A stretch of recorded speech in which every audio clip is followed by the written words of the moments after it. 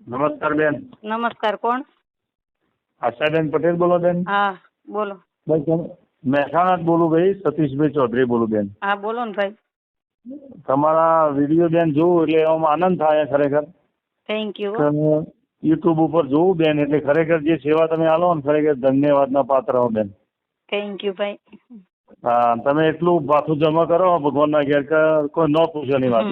ના ના કઈ વાંધો નહીં. આ થેન્ક યુ. સુધી બધાના વિડીયો જોયા અમે, પણ પહેલો તમને ફોન કરું બેન હું. કઈ વાંધો નહીં. થેન્ક યુ ભાઈ. તમારા બરાબર, બધાના એટલે આશીર્વાદ. ના ના આશીર્વાદ તો ભગવાન આપશે, સ્વામિનારાયણ આપશે બેન.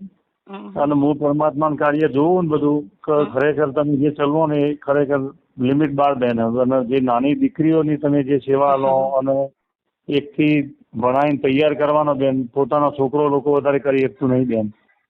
કઈ વાંધો, ભગવાન શક્તિ આપે ને બધા દાતાશ્રી નો સાથ છે એટલે બધું ના, શક્ય સરસ બને વાત છે. છે. ભગવાન દાતાશ્રીઓને સુખી રાખે, એને ખૂબ આપે તો જેથી કરીને જાજી દીકરીઓ ભણી શકે.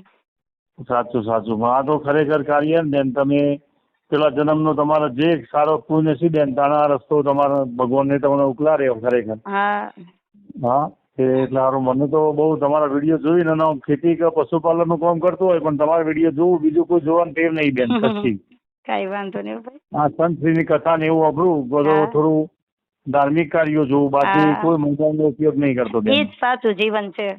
હા બરાબર. ભલે હાલો હો ભાઈ. આશ્રમમાં મુલાકાત લેવી છે બેન. ચોક્કસ આવજો આવજો. ના ના 100% હો બેન. ચલો, જય સ્વામિનારાયણ બેન. જય સ્વામિનારાયણ. હા, જય સ્વામિનારાયણ બેન.